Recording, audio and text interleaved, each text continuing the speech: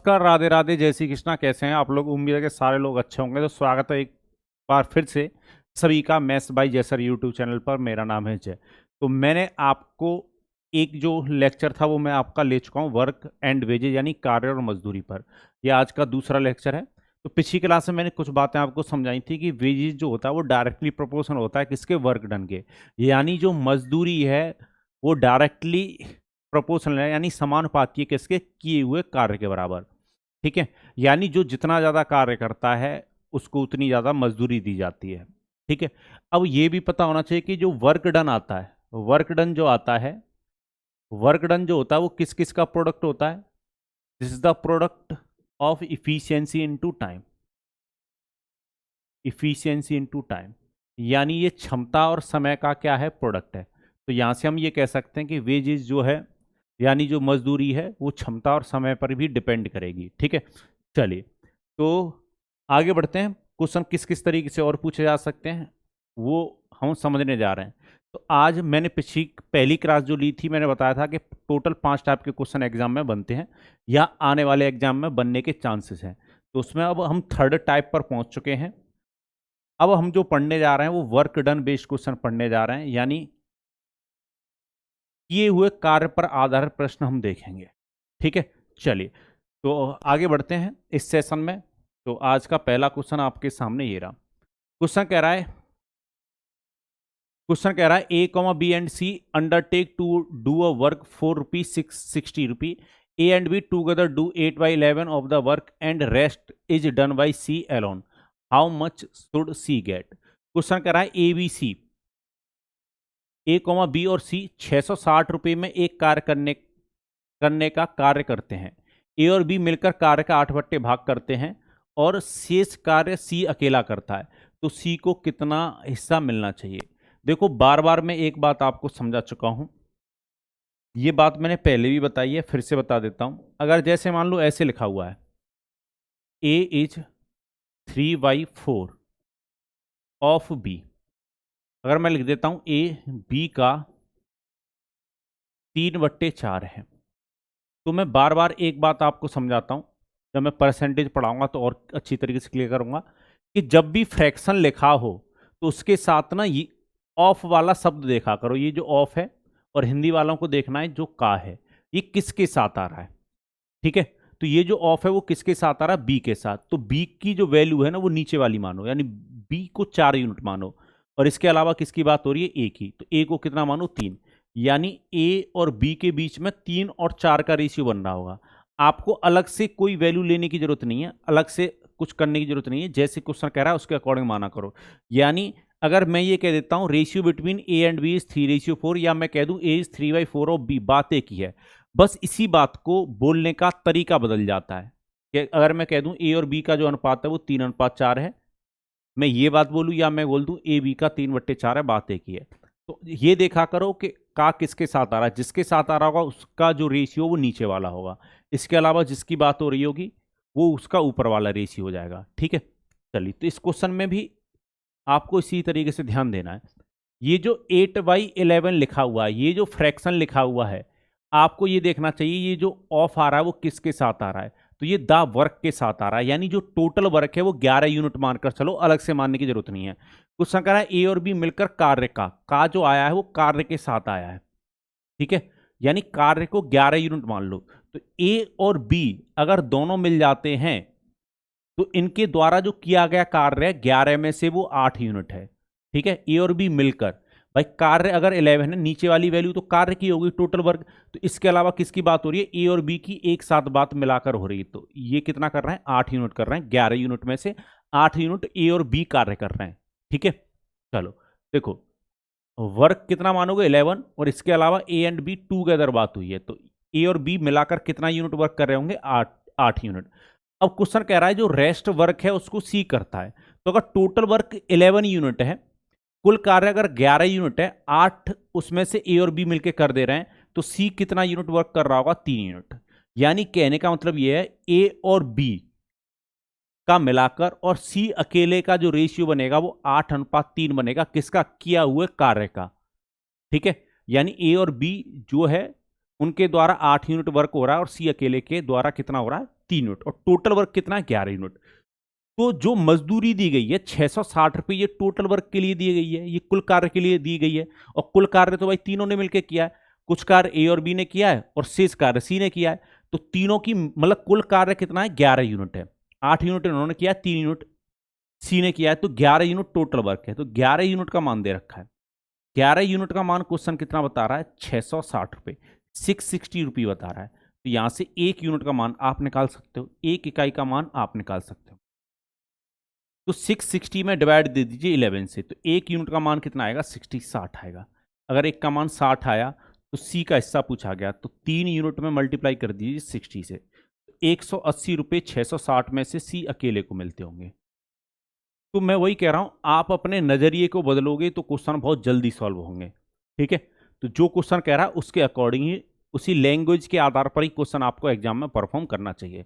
और बताइए कैसी जिंदगी चल रही है सब लोगों की। ठीक है, मेहनत कर रहे हो कि नहीं कर रहे हो।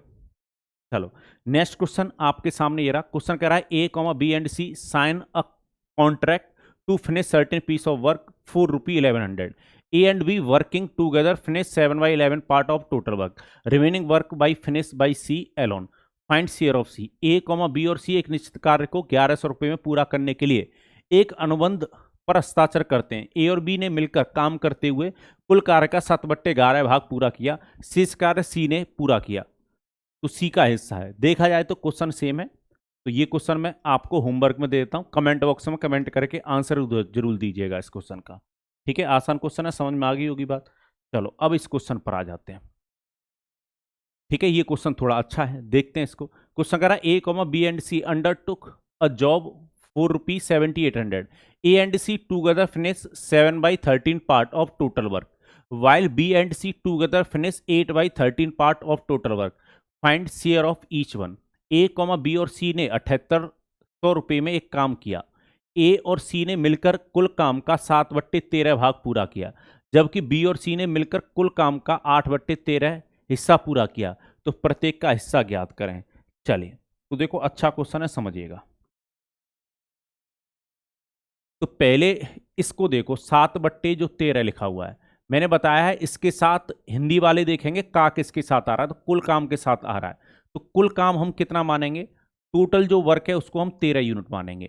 13 यूनिट में से ए और सी कितना काम कर रहे हैं भाई, कुल कार्य की तो वैल्यू नीचे हो गई, इसके अलावा ए और सी मिलकर बात कर रहा है, तो ये 7 यूनिट काम को कर रहे हैं। तो ए और सी 7 यूनिट कर रहे हैं। इंग्लिश वाले भी 7/13 पार्ट लिखा हुआ है, तो ये जो ऑफ है वो किसके साथ आ रहा है, टोटल वर्क के साथ। तो टोटल वर्क को 13 यूनिट मानो, कितना मानोगे 13 इकाई।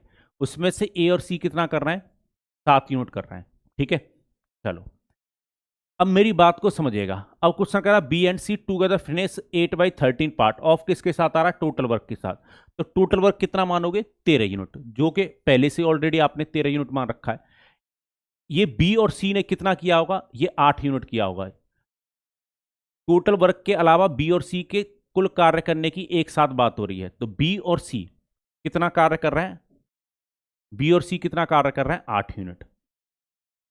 ठीक है, बात समझ में आ गई। तो ये जो 13 यूनिट है ये टोटल वर्क है, ये सबने मिलकर पूरा किया भाई। पूरे कार्य के ही तो सबको कितना मिला है, 7800 रुपये मिल रहे हैं। तो तीनों ने तो 13 यूनिट किया होगा मिलकर।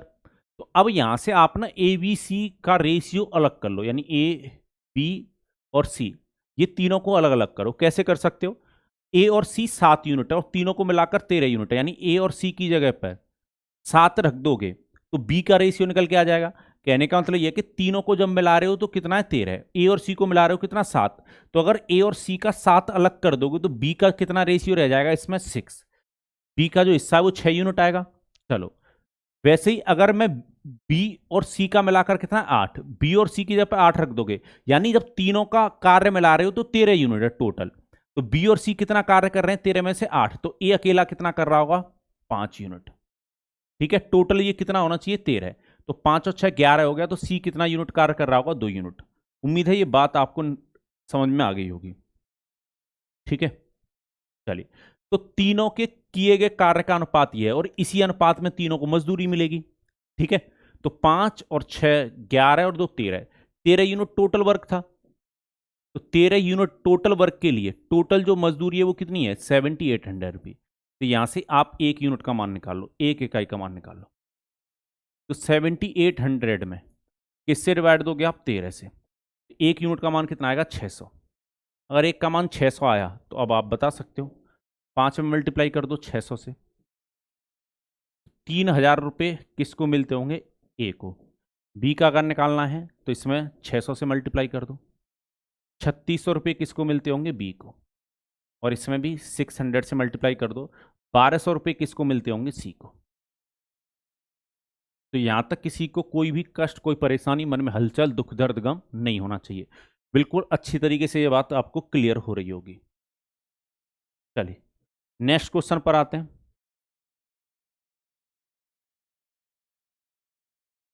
क्वेश्चन कह रहा है A, B and C are employed to do a piece of work for ₹575. A and C are supposed to finish 19/23 of the work together. Amount shall be paid to B. A, B और C किसी कार्य को 575 में करने के लिए काम पर रखा जाता है।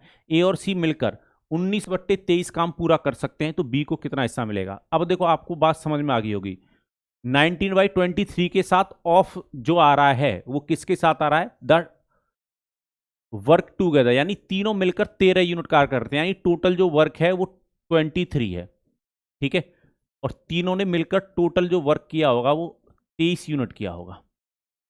ठीक है, और इसके अलावा किसकी बात हो रही है? ए और सी दोनों की मिलाकर। तो ए और सी उसमें से कितना कर रहे हैं? ए और सी मिलकर 90 यूनिट कर रहे हैं, और शेष कार्य को कौन कर रहा है? बी कर रहा होगा। तो बी ने कितना कार्य किया होगा? इसमें से 4 यूनिट। तभी तो टोटल तीनों का मिलाकर 23 होगा। ठीक है, चलिए तो 23 यूनिट का मान दे रखा है, तो 23 यूनिट का मान कितना? 575 रुपये। यहां से 1 यूनिट का मान आप निकाल लो, 1 यूनिट का मान निकालो। तो 575 डिवाइड बाई 23 कर दो, तो कितनी बार कटेगा ये? 23 से 46 तक 2 बार डिवाइड जाएगा, और फिर कितनी बार जाएगा? 5। ठीक है, तो 1 यूनिट का मान कितना आया? 25 रुपये। तो आप मुझे बताओ 4 यूनिट का मान कितना आना चाहिए? 25 से कर दो मल्टीप्लाई, यानी 100 रुपये। तो उम्मीद है ये बात आपको समझ में आ गई होगी।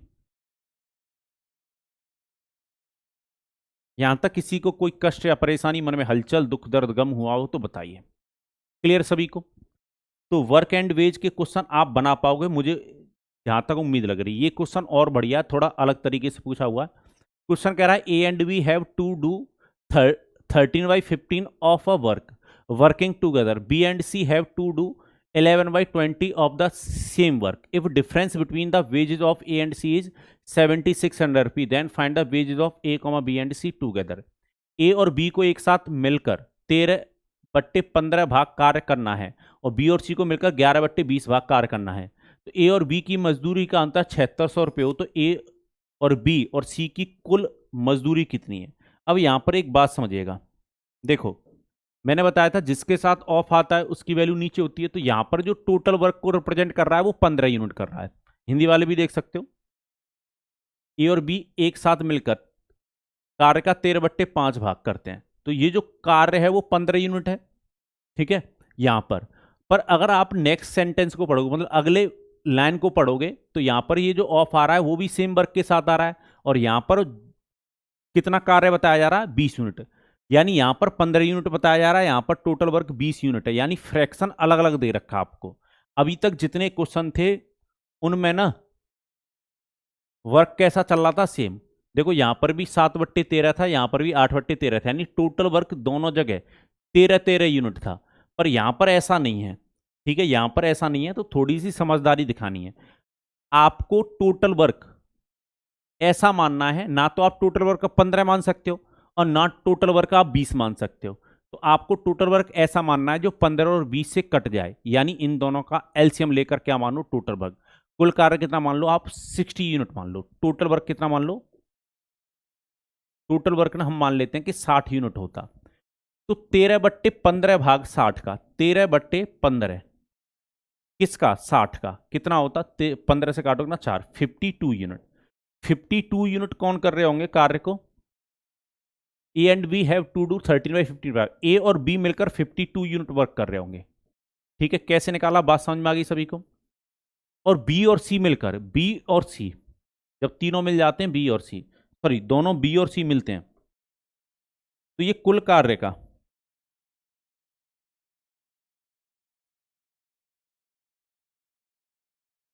कुल कार्य का 11/20 भाग करते हैं, तो कुल कार्य हम कितना मान के चल रहे हैं, 60।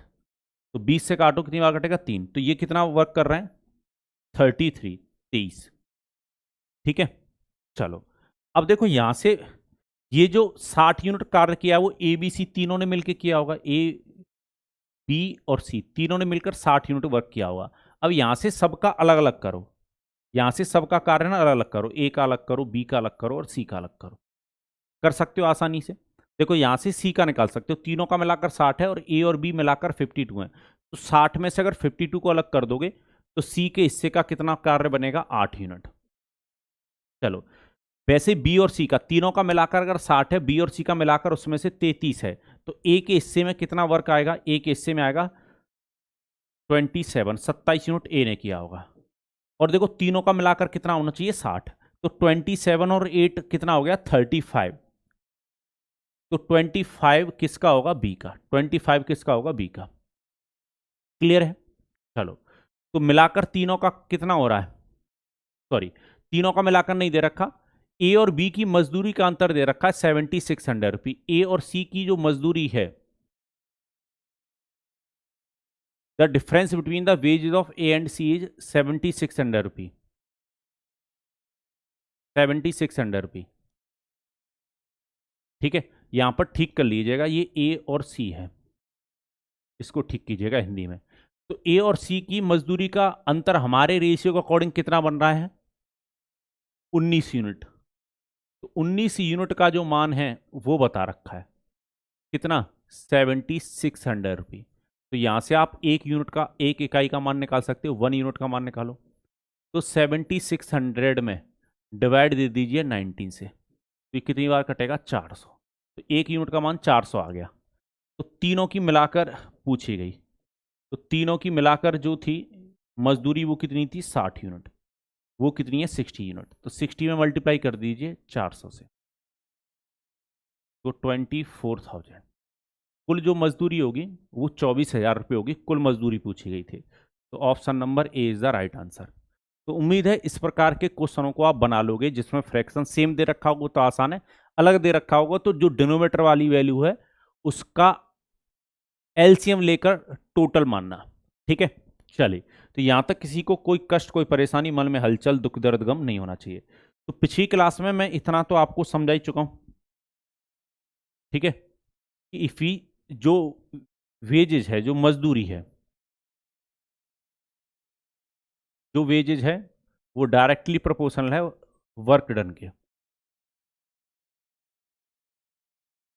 और वर्क डन क्या होता है, इफिशियंसी इनटू टाइम। अगर इफिशियंसी और टाइम अलग अलग है, अगर उन दोनों का मल्टीप्लाई कर दोगे तो क्या निकल के आ जाता है, वेजेज निकल के आ जाएगा, यानी वेजेज का अनुपात आ जाएगा। ठीक है, तो अभी तक मैंने पिछली क्लास में जो क्वेश्चन करवाए थे उसमें ऐसा था कि या तो टाइम समान था, इफिशियंसी अलग अलग थी, या फिर इफिशियंसी समान थी, टाइम अलग अलग था। ठीक है, एक चीज कांस्टेंट थी और एक चीज में क्या आ रहा था, चेंज। ठीक है, जिसमें टाइम सेम था, इफिशियंसी में चेंज आ रहा था, वो इफिशियंसी बेस्ड क्वेश्चन थे। और जिसमें टाइम समान था, जिसमें इफिशियंसी समान थी, टाइम में चेंज आ रहा था, वो टाइम बेस्ड क्वेश्चन थे। पर आज वर्क डन बेस्ड क्वेश्चन है, यानी दोनों में चेंज एक साथ देखने को मिलेगा। इफिशियंसी में भी चेंज आएगा, टाइम में भी चेंज आएगा, यानी टाइम भी सबको अलग अलग लग रहा होगा और इफिशियंसी सबकी अलग अलग होगी। जैसे क्वेश्चन ऐसे पूछा जाएगा,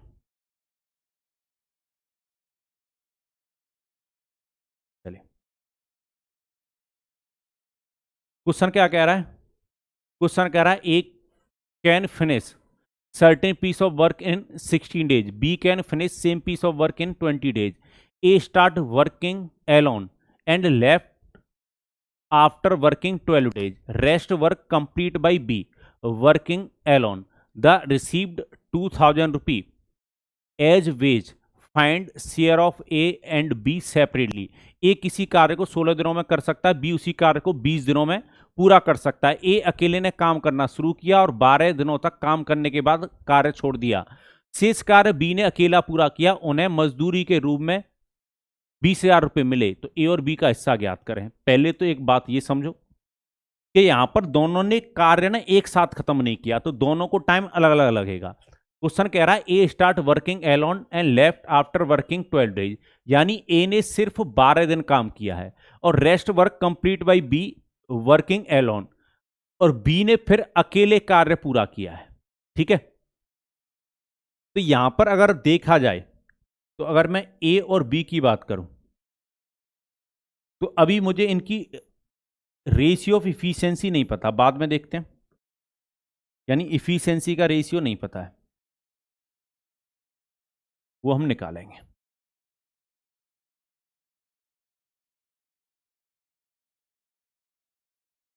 क्षमताओं का अनुपात नहीं पता है, पर रेशियो ऑफ टाइम देखते हैं पहले।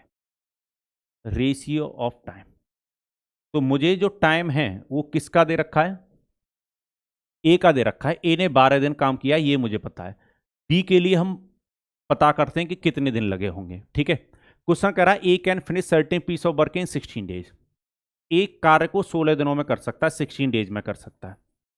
और बी उसी कार्य को 20 दिनों में कर सकता है, 20 डेज में कर सकता है। तो आपको पता है टाइम का उल्टा इफिशियंसी का रेशियो आता है। तो 4 से अगर काटोगे 5:4 में क्या होगी? इफिशियंसी। ये इफिशियंसी का रेशियो मिल जाएगा ए और बी का। तो देखा जाए तो ये पहला वाला काम तो हो गया, ए और बी की जो इफिशियंसी है वो 5:4 में है। ठीक है, चलो अब यहां से अगर देखोगे तो टोटल वर्क कितना बन जाएगा? टोटल वर्क कितना बन जाएगा?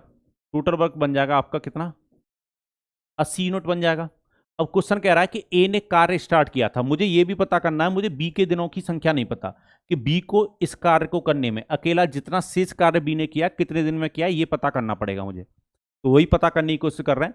टोटल वर्क है 80। तो क्वेश्चन कह रहा है ए ने स्टार्ट किया था वर्क और लेफ्ट आफ्टर 12 डेज, और 12 दिनों के बाद क्या कर दिया इसने? कार्य छोड़ दिया। तो आप मुझे बताओ एक दिन में कितना कर रहा है? ये 5 यूनिट। तो 12 दिन में कितना कर रहा होगा? 60। 60 हटा दो तो शेष कार्य कितना? 20। 20 किया होगा, 20 यूनिट कार्य किया होगा और बी ने किया होगा। और कितनी इफिशियंसी किया होगा? 4 की इफिशियंसी। तो शेष कार्य बी ने कितने दिन में किया होगा? 5 डेज में। यानी बी ने सिर्फ 5 दिन काम किया है। बी ने कितने दिन काम किया? 5 दिन। ठीक है, इतने दिन काम किया। चलो अब यहां से वर्क डन का रेशियो बनाओगे आप। वर्क डन का रेशियो बनाओगे, रेशियो ऑफ वर्क डन, किए हुए कार्य का अनुपात बना लो। क्योंकि जो रेशियो वर्क डन का बनेगा उसी रेशियो में मजदूरी दी जाएगी। तो 5 और 12 का मल्टीप्लाई करोगे कितना? 60। और 4 और 5 का मल्टीप्लाई करोगे कितना? 20। और इन दोनों का अगर रेशियो बनाओगे तो कितना बनेगा? ये 1:3, यानी 3:1 बनेगा। 20 से काट दिया भाई। ठीक है, चलो ध्यान रखिएगा ये 1 है, 20 से पूरा पूरा कट गया। वैसे अगर आप और जल्दी करना चाहते हो तो देखो 5 इधर है, 5 इधर है, ये कट जाएगा जब रेशियो बनाओगे। और 4 से 12 कितनी बार कटेगा? 3। 3:1 में वर्क डन आया, और इसी अनुपात में आपको क्या दी जाएगी? मजदूरी दी जाएगी। आपको नहीं, मतलब ए और बी को। तो मिलाकर जो बना मजदूरी टोटल 4 यूनिट बना। 4 यूनिट का जो मान है वो क्वेश्चन कितना बता रहा है? कितना बता रहा है? 2,000 रुपये। टोटल मजदूरी कितनी दी गई है? 2,000 रुपये। तो यहां से 1 यूनिट का मान निकाल लो। 1 यूनिट का जो मान निकल कर आएगा, 1 इकाई का जो मान निकलेगा वो कितना निकलेगा? 4 से अगर डिवाइड दोगे 500 रुपये। 1 यूनिट का मान कितना है? 500। ए को कितना दिया जा रहा हो? 500 से कर दो मल्टीप्लाई। एक हिस्से में 1500 रुपये, और इसमें भी किससे मल्टीप्लाई कर दो? 500 से। तो इसको कितना? 500 रुपये। तो ये क्वेश्चन अच्छे हैं। ठीक है, ये क्वेश्चन अच्छे हैं, इन पर थोड़ा सा आपको ज़्यादा फोकस करना है। चलिए, तो 1500 और 500 रुपये दिए जाएंगे, ए और बी का हिस्सा ये बनेगा। उम्मीद है ये बात आपको समझ में आई होगी। चलिए ऐसा ही क्वेश्चन आगे भी देखते हैं। क्वेश्चन कह रहा है A, B and C can finish certain piece of work in 10 days, 15 days and 20 days respectively. They start working together, B left the work after 3 days and A left 1 day before completion of the work. After completion of the work, they received 3,000 rupees. Find the share of each one. A comma B और C एक निश्चित कार्य को क्रमशः 10, 15 और 20 दिनों में पूरा कर सकते हैं। उन्होंने एक साथ काम करना शुरू किया। बी ने 3 दिन काम करने के बाद काम छोड़ दिया। ए ने काम पूरा होने से एक दिन पहले काम छोड़ दिया। काम पूरा होने के बाद उन्हें 3,000 रुपये मिले। प्रत्येक का हिस्सा बताना है। तो अच्छे क्वेश्चन है, ध्यान दीजिएगा। ए कह रहा है कि काम कितने दिन में कर सकता है 10, बी कितने में कर सकता है 15 और सी को काम करने में कितने दिन लगेंगे 20। तो यहां से छुपा लो। तो इफिशियंसी का रेशियो निकालना होगा 15 इंटू 20 अनुपात। 15 को छुपा लो, 10 इंटू 20 और 10 इंटू कितना बनेगा 15। रेशियो सिंपलेस्ट फॉर्म में लिखा जाता है 10 से डिवाइड दे दो तो सबका एक एक जीरो खत्म हो जाएगा। 5 से काटोगे ये 3 बार, 5 से कितना 2 बार और 5 से कितना 3 बार। तो 3 और 2 का मल्टीप्लाई करोगे, यहाँ पर 6 इफिशियंसी, यहाँ पर 4 और यहाँ पर कितना 3। तो तीनों की इफिशियंसी आ गई। अब मुझे ये देखना है कि इस काम को करने में किसने कितने कितने दिन लिए हैं। ठीक है, इफिशियंसी तो चाहिए, वो भी आ गई है। चलिए, क्योंकि यहां पर कार्य जो है वो सबने मिलकर एक साथ खत्म नहीं किया, एक साथ शुरू नहीं किया, एक साथ खत्म नहीं किया। यहां पर क्वेश्चन कह रहा है कि उन्होंने एक साथ काम करना तो शुरू किया था पर यहां पर बीच बीच में छोड़कर चले गए। तो मुझे ये देखना होगा ए ने कितने दिन काम किया, बी ने कितने दिन किया, सी ने कितने दिन किया। तो क्वेश्चन कह रहा है उन्होंने एक साथ काम करना शुरू किया, बी ने 3 दिन काम करने के बाद कार्य छोड़ दिया। तो टोटल वर्क कितना बनेगा भाई 60 यूनिट बनेगा। टोटल जो वर्क है वो कितना बनेगा 60 यूनिट बनेगा। टोटल जो वर्क है वो कितना बनेगा 60 यूनिट। ठीक है, तो देखो यहां पर एक चीज तो हमें पता लग गई है, ए बी सी। इफिशियंसी का रेशियो आपने सबका निकाल लिया है, क्षमता का अनुपात सबका आ गया है। तो 6, 4 और 3 में इफिशियंसी है। मुझे एक बंदे के दिनों की संख्या भी पता लग गई है। क्वेश्चन कह रहा है बी ने 3 दिन के काम करने के बाद काम छोड़ दिया, तो बी ने 3 दिन तक किया है। ठीक है, टाइम का भी रेशियो हमें चाहिए, मतलब टाइम भी चाहिए हमें, क्योंकि इफिशियंसी और टाइम का मल्टीप्लाई करेंगे तभी वर्क डन बनेगा, किया हुआ कार्य बनेगा। तो 3 दिन बी ने किया, इसका तो हमें पता लग गया है। तो जो कार्य करके जाता है, बताया था आफ्टर वाले में माइनस करेंगे, बिफोर वाले में प्लस करेंगे। अब आपकी जो कमांड है वो टाइम एंड वर्क पर बहुत बेहतरीन होनी चाहिए इस क्वेश्चन को सॉल्व करने के लिए। तो आप मुझे बताओ 3 दिन के बाद अगर बी ने छोड़ दिया तो एक दिन में कितना कर रहा है 4, 3 दिन में कितना करवाएगा 12। 12 यूनिट कार्य अलग कर दो। और क्वेश्चन कह रहा है और ए ने काम पूरा होने के एक दिन पहले कार्य छोड़ा, तो बिफोर वाले के लिए हम प्लस करते हैं। अगर कार्य से पहले कोई जा रहा है तो उसका कार्य को जोड़ लेते हैं। अगर मैं ये मान लूं कि आखिरी दिन ए भी रहता कार्य में तो ये 6 यूनिट और करवा देता, तो प्लस का 6, तो ये कितना हो गया 66 हो गया।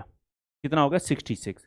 तो कार्य में से कौन गया था भाई, कार्य में से कौन गया था, कार्य में से बी गया था। ठीक है, तो कार्य में से अगर बी गया था तो ए और सी तो कार्य में रहे होंगे। तो 66 में ए और सी की इफिशियंसी डिवाइड दो यानी 9 से, तो 3 से ये 3 बार कटेगा और 3 से ये कितनी बार कटेगा 22 बार। और 22 में अगर 3 से डिवाइड दोगे तो 7 सही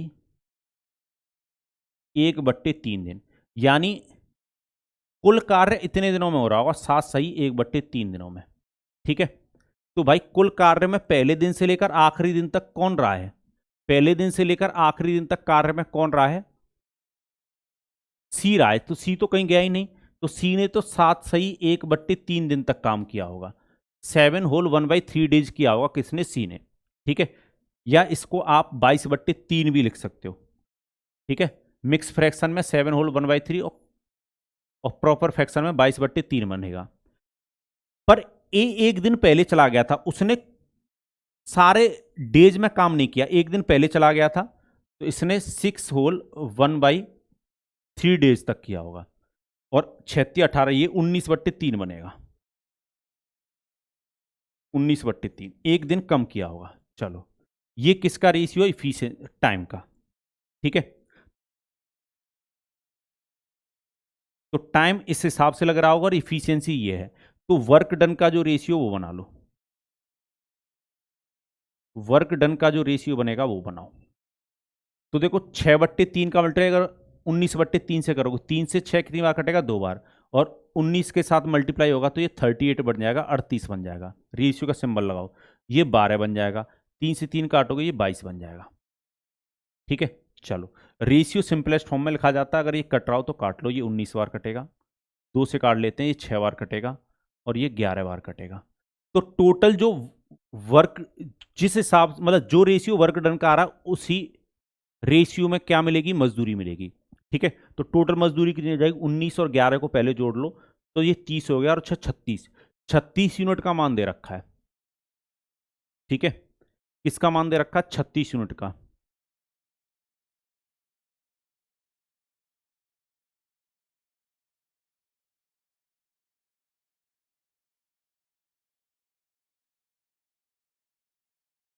यहां पर ना थोड़ी सी मिस्टेक हुई है मुझसे, मिस्टेक क्या हुई है वो समझो, हल्की सी मिस्टेक। कंसेप्ट में आपको एकदम राइट बता रहा था, कंसेप्ट में कोई मिस्टेक नहीं थी, एक गड़बड़ कर गया हूं मैं। वो एक गड़बड़ क्या है, वो यहां पर है। बी 3 दिन के बाद कार्य छोड़कर जा रहा था, तो एक दिन में 4 कर रहा है, तो 3 दिन में कितना कर रहा है, वो 12। और एक दिन पहले ए जा रहा है, तो ए का हमने 6 यूनिट कार्य जोड़ा था, तो मैंने +6 कर दिया, मुझे लगा प्लस का 6 बचेगा, जबकि -6 होगा। ये माइनस का 12 है, प्लस का 6, तो टोटल 6 माइनस हो जाएगा, यानी टोटल जो वर्क बचा वो 54 बचा। तो बी तो कार्य में से चला गया, ये जो 54 वर्क है वो ए और सी कर रहे होंगे, यानी 9 की इफिशियंसी। तो कुल कार्य करने में कितना दिन लगेंगे, 6 डेज लगेंगे। कितने दिन लगेंगे, 6 दिन लगेंगे। ठीक है, यहां पर एक मिस्टेक हुई है। तो देखो बी तो 3 दिन के बाद जा रहा था, तो बी ने तो 3 दिन काम करवाया है।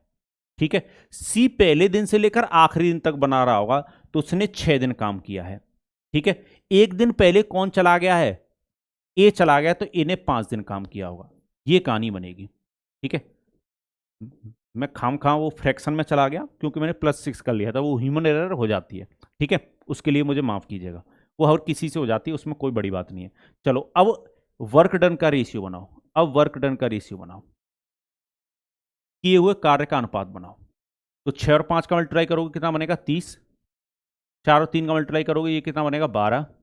और ये कितना बनेगा, 18। मुझे लग रहा है ये 6 से कट जाएंगे तीनों, तो 6 से काटोगे ये 5, 6 से काटोगे ये 2, और 6 से काटोगे 3। तो 5 और 2 7 और 3 10। तो टोटल जो मजदूरी बनी वो 10 यूनिट बनी। 10 यूनिट का मान जो क्वेश्चन बता रहा है वो कितना बता रहा है, 3000 रुपये। 3000 रुपये बता रहा है, तो यहां से एक इकाई, एक यूनिट का मान निकाल लो। तो 3000 में डिवाइड दे दो किससे, 10 से, तो एक यूनिट का मान कितना आएगा, 300। तो इसमें प्रत्येक का हिस्सा पूछा, तो प्रत्येक का हिस्सा आप बता सकते हो, किससे मल्टीप्लाई करना है, 300 से। तो इसमें अगर 300 से मल्टीप्लाई करोगे तो एक के हिस्से में कितना जाएगा, 1500। दिखाई भी दे रहा है कि नहीं दे रहा है, यहाँ तक दिखाई दे रहा है, चलो। और इसमें किससे मल्टीप्लाई करोगे, 300 से, तो ये कितना, 600। और इसमें किससे मल्टीप्लाई करोगे, 300 से, तो इसको कितना, 900। उम्मीद है बहुत अच्छी तरीके से ये बात क्लियर हुई होगी। ठीक है, तो वो कभी कभी देखो छोटी बहुत एरर हो जाती है, तो उसके लिए आप निगलेक्ट कर दिया करो, बहुत मेहनत का काम रहता है। ठीक है, तो छोटी मोटी कोई गलती हो भी जाया करे तो आप लोग समझदार हो इतने। ठीक है, चलो, तो यहां तक किसी को कोई कष्ट या परेशानी, मन में हलचल, दुख दर्द गम नहीं होना चाहिए। चलो इस क्वेश्चन को बनाते हैं, ये भी क्वेश्चन अच्छा क्वेश्चन कह रहा है, A can finish certain piece of work in 10 days, B can finish same piece of work in 15 days, C can finish it in 9 days, A and B working together 4 days and rest work done by C alone. After completion of the work they received 12 fee, find the share of each one. A किसी काम को 10 दिनों में पूरा कर सकता है, B उसी काम को 15 दिनों में पूरा कर सकता है, सी उसे 9 दिनों में पूरा कर सकता है। ए और बी ने 4 दिन तक एक साथ काम किया, बाकी काम सी ने अकेले किया। काम पूरा होने के बाद उन्हें 1200 रुपये मिले, प्रत्येक का हिस्सा बताना है। तो ए काम को कितने दिन में कर सकता है, 10, बी कितने में कर सकता है, 15, और सी से अगर करवाओगे तो 9 दिन लगेंगे। ठीक है, चलो, तो यहां पर कितना आएगा, टाइम का उल्टा करो, इफिशियंसी का रेशियो आएगा। चलो, रेशियो सिंपलेस्ट फॉर्म में लिखा जाता है, तो सिंपलेस्ट फॉर्म में लिखो, 3 से काटते हैं, ये 3 बार कटेगा, ये भी 3 बार कटेगा, और 3 से कितनी बार कटेगा, 5। 5 से काट सकते हो, 5 से कितनी बार कटता, 3 बार, और 5 से कितनी बार कटता, 2 बार, और 5 से कितनी बार कटता, 2 बार। तो ये कितना आ जाएगा, 9, ये कितना, 6, और ये कितना, 10। ठीक है, तो देखो देखा जाए तो ए बी सी की बात हो रही थी, तो ए बी सी का इफिशियंसी चाहिए और टाइम चाहिए हमें। तो इफिशियंसी देखा जाए तो हमें मिल चुकी है। इफिशियंसी कितने अनुपात में, 9, 6 और 10 के अनुपात में। ठीक है, चलो, तो ये इफिशियंसी का तो रेशियो आपने निकाल लिया तीनों का। अब आपको इनके टाइम के बारे में भी पता लगाना होगा, किसने कितने दिन काम किया ये देखना होगा। ठीक है, तो यहां पर देखो टोटल जो वर्क है, कुल जो कार्य बन रहा है वो आपका 90 यूनिट बन रहा है, 90 यूनिट बन रहा है। टोटल जो वर्क बन रहा है वो 90 यूनिट बन रहा है।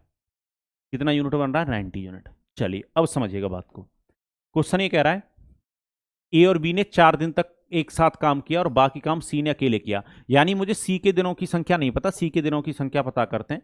ए और बी दोनों ने शुरुआत की और 4 दिन तक काम किया। दोनों मिलकर एक दिन में कितना कर रहे होंगे? 9 और 6 को जोड़ दो, 15 यूनिट। तो 4 दिन में कितना कर रहे होंगे? 60 यूनिट। 60 यूनिट इसमें से कार्य हटा दो, बचा कितना? 30 यूनिट कार्य बचा। तो 30 यूनिट जो है वो सी ने किया होगा। 30 यूनिट काम जो है वो 10 की इफिशियंसी किया होगा। तो वो कितने दिन में किया होगा? 3 डेज में। सी ने कितने दिन में काम किया होगा? ये 3 डेज में। तो देखो क्वेश्चन कह रहा है ए और बी ने 4 दिन तक एक साथ काम किया, यानी 4 दिन ए को भी लगे, 4 दिन बी को भी लगे। भाई दोनों 4 दिन तक कर रहे हैं तो दोनों का टाइम 4-4 दिन का है। ए ने भी 4 दिन का समय लिया और बी ने भी 4 दिन का लिया, और सी का टाइम आप निकाल चुके हो, इसको 3 दिन लगा। तो टाइम का रेशियो ये बनेगा, इफिशियंसी और टाइम का मल्टीप्लाई कर दोगे, इफिशियंसी इंटू टाइम कर दोगे तो ये क्या बन जाएगा? वर्क डन बन जाएगा, किया हुआ कार्य बन जाएगा। और जो वर्क डन का रेशियो होगा वही मजदूरी का भी रेशियो होगा, क्योंकि वर्क डन और मजदूरी यानी जो वेजेस है वो डायरेक्टली प्रोपोर्शनल होते हैं। चलो इसका रेशियो बनाओ। ये 36 बनता, 36 बनता, रेशियो का सिंबल लगाओ। ये 24 बनता और ये कितना बनता? 30 बनता। ये कहानी बनती। तो 6 से कट जाएगा ये। 6 से काटो, ये 6 बार कटेगा। 6 से कितनी बार कटेगा? 4, और 6 से कितना? 5। काट तो लो गई। ठीक है, जिंदगी जब आपका इतना काट रही है तो काटने में तो दिक्कत नहीं आनी चाहिए। तो वर्क डन जो बना वो 6, 4 और 5 का रेशियो बना। तो टोटल कितना हो गया? ये 15 यूनिट। तीनों को मिलाकर कितना मिला है? 1200 रुपये। हमारे अकॉर्डिंग कितना बन रहा है? 15 यूनिट। 15 यूनिट का मान क्वेश्चन कितना बता रहा है? 1200 रुपये। एक यूनिट, एक इकाई का जो मान होगा 1200 में डिवाइड दे दो किससे? 15 से।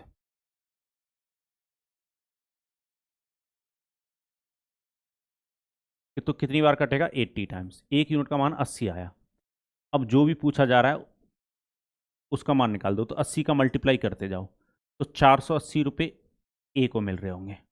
इसमें भी किससे मल्टीप्लाई कर दो? 80 से। 320 रुपये बी को मिल रहे होंगे, और इसमें 80 से मल्टीप्लाई कर दो, 1600 रुपये सी को मिल रहे।